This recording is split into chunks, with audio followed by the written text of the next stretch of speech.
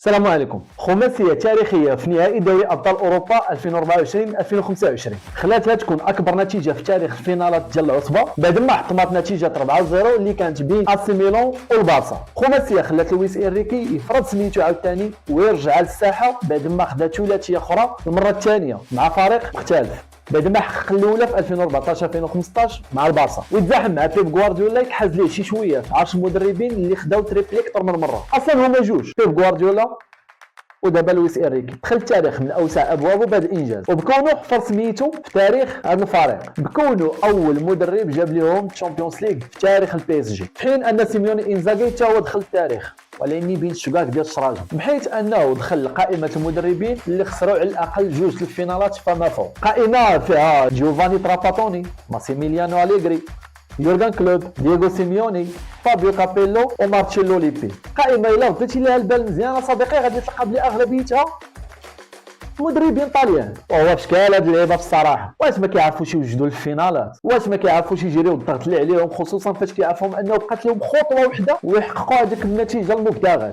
بصراحه ما عرفتش. نرجعوا للماتش شي شويه من اول ثانيه في الماتش وبدون مبالغه غادي يبان لك شكون اللي كان تيقلب على اللقب وشكون اللي لا. راه من اول كره ملي صفر الاربيط ملي تسلق السونتر ضربه وحده لاخر نقطه في التوش عند الانتر ومن تماك ضغط السي محمد. اسرع جس نبض غادي تشوفوا في حياتك ديك اللعبه ديال راه اللي فاس الجمل راس الجمال. انتر ميلان بغيت هي نعرف اش كان كيدير بهم سيميوني انزاغي هاد 15 يوم كامله. انهيار بدني قاتل عند اللعابه وممكن يلقاو ليه 700 تفسير، ولكن ديك الطريقه اللعب اللي جيتي انت حتى للفينال عاد حكا بغيت ندير الاستحواذ بالضمن ضد اكثر فرقه دايره استحواذ هذا العام هذا باريس سان جيرمان.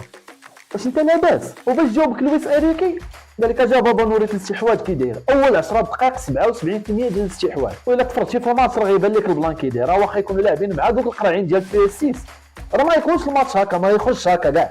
اما تعرفوا الفينال ديال الشامبيونز ليغ ولا جوله اسيويه لباريس سان جيرمان باش توجد السيزون الجايه. اشرف حكيمي الاسطوره الحيه عاوتاني ما يلاه كيسخن يلاه كيجرب هذاك الكولوار كي داير لقى راسو راس بوطو في الدقيقه 12 معاه كيعطى ليه دوي معاه كيسقط في الشبكه. دوي اللي كان دوي ديال بصح اسم على مسمى. خونا اللي لقى راسو معزول وسط الكاري بعد ما دي ماركو هرس لورجو. الحاجه اللي عاق بها فيتينيا من الاول باس مضاوه في الحلاوه تنقول لك. دوي شدها معاه كيشدها مع اشرف مع البيت. السلام عليكم ديك الساعه سال الماتش. وفي الصراحه الا جيتي تشوف هذا البيت الاول تقريبا على ما بان ليا لخص موسم باريس سان جيرمان من الاول كي داير. بمعنى اعطيني شي داير ايمن متكامل بحال اشرف حكيمي هذا العام. انا ما كندويلكش على لي بلو طالونتيو ولا شي حد اللي علاقته بالكره مزيانه، لا شي واحد المتكامل ديفونسيفمون واعر كيفاش كيبني الهجمه مع الفرقه وكيفاش كيفيني قدام فوطو ولا اللمسه الاخيره ديالو في الشق الهجومي كي دايره.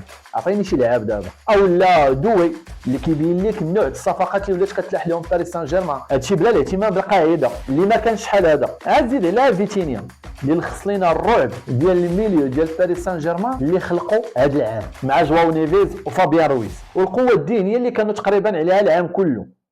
بمعنى الا ماركيتي عليا تسنى الريمونتادا والا فتح حكمتك في التيران غير استمتع بداكشي اللي غيجرى لك على ما يحن مولانا ويصفر الاربيع. توجه اداري محترم اللي رجع للصواب وفهم بان الصفقات ديال النجوم ما عمرها غتجيب لك الالقاب والامثله راه ما عطا الله غير هما. في الاخير اللقب مستحق لباريس سان جيرمان وبغيت نقول هارد لاك للانتر ولو انهم ما كيستحقوهاش. بين المدرب تالف بالعرض السعودي واللعابه عطاو كل ما عندهم في ماتش البارسا. والله الصراحه كتشوف الانتر في الفينال كتقول هادو كيفاش قصاو البارسا اساسا وكتحقد كرويا اللي كتخيل لو كان داز البارسا كيفاش غيكون هذا الفينال هذا بين باريس سان جيرمان والبارسا. طبعا غادي تفرج في اللوز الكره ولكن الاقدار تتصرف ما دير. مره اخرى مبروك الاسطوره الحيه ثاني تشامبيونز ليغ ليه واول لاعب مغربي كيماركي في فينال تشامبيونز ليغ وكيدخل للتاريخ من اشرف ابوابه مع لويس انريكي اللي بقى هو فيه نفس الجنون ونفس الشغف وبقى هو نفسه نفس اللوتشو. واخا في الثلاثيه الاولى كانت معاه تشانا لويس انريكي